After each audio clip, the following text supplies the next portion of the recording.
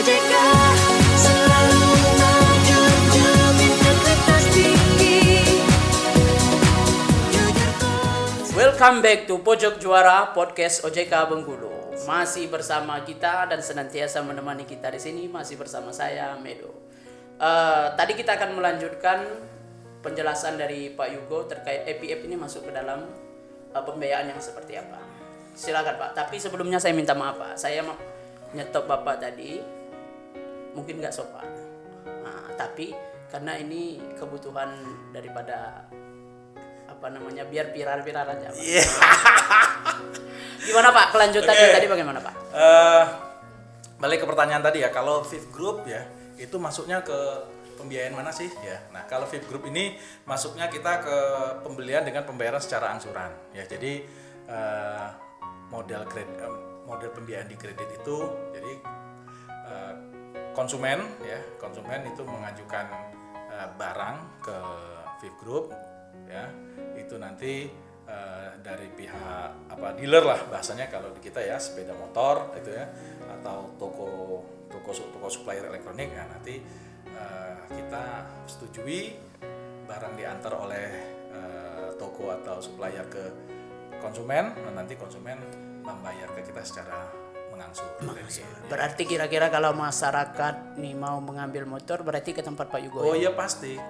Bisa Pak? Kalau bisa. Dan datang memang aja itu kondisinya. Kita mengambil ke Pak Yugo itu. Iya betul. Mengambil secara Kredit. Oh kredit. Iya. Kira tadi mengambil secara gratis Pak. Oke Pak.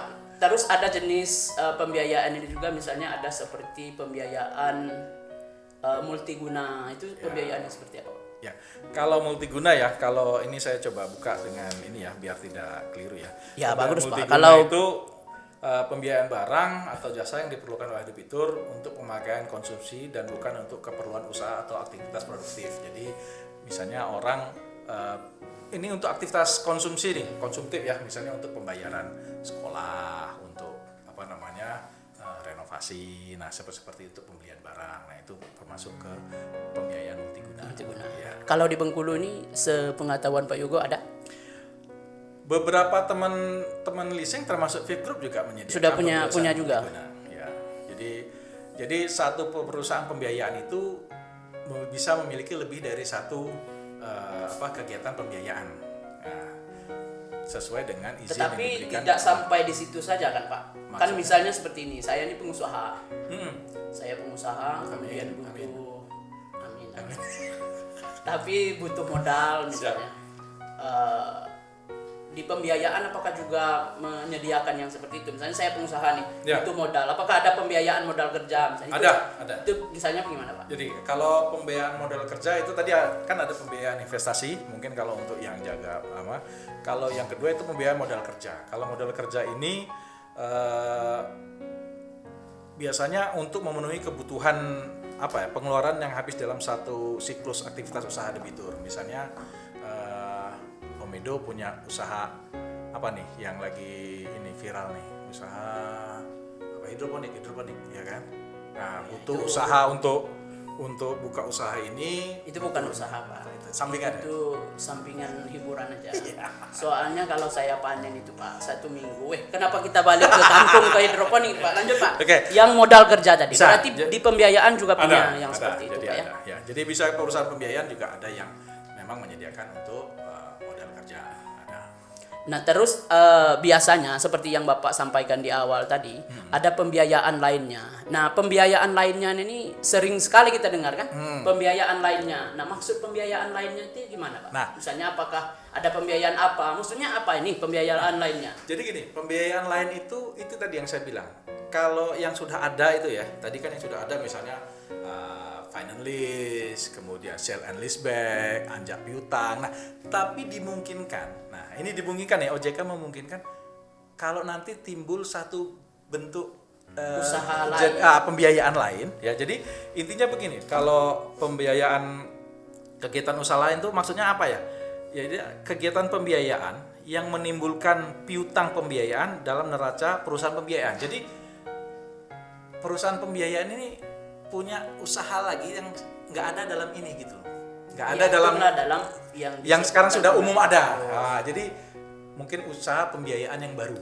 Ya, apakah itu bentuknya ya itu Itulah makanya termasuk dalam kegiatan usaha. pembiayaan lainnya. Misalnya. Nah, Tapi saya juga sering dengar misalnya ada jenis pembiayaan Ventura, mungkin sedikit saja. Oh ya, Apa, Ventura. Ventura itu gimana Pak?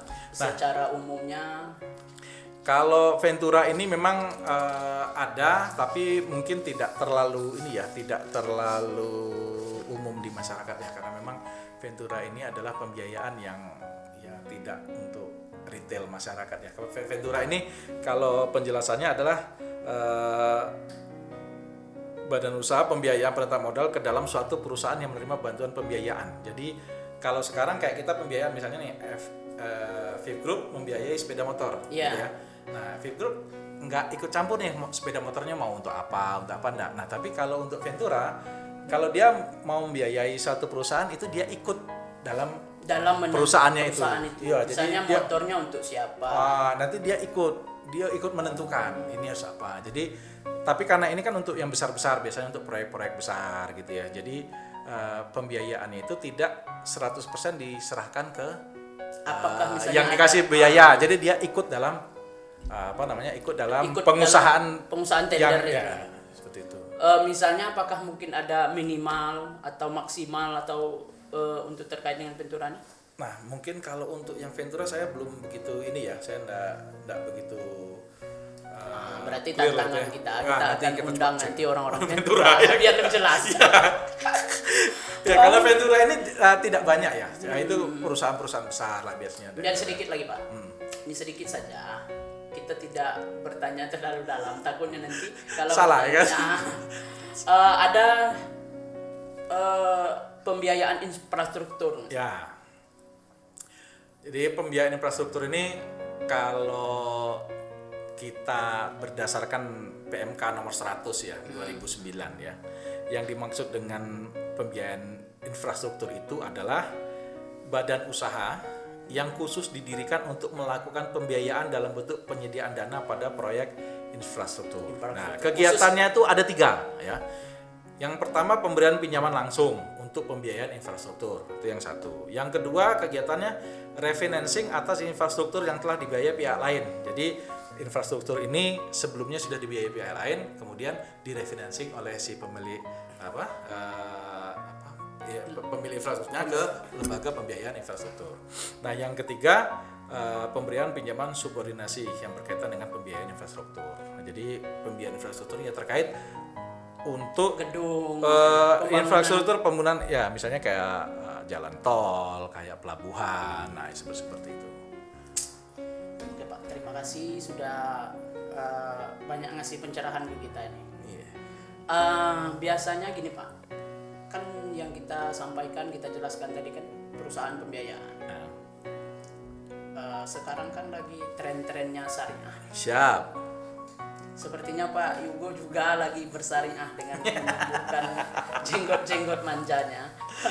Kira-kira perusahaan pembiayaan ini kan ada pembiayaan konvensional, kemudian ada pembiayaan syariah. Bedanya? Bedanya kira-kira apa?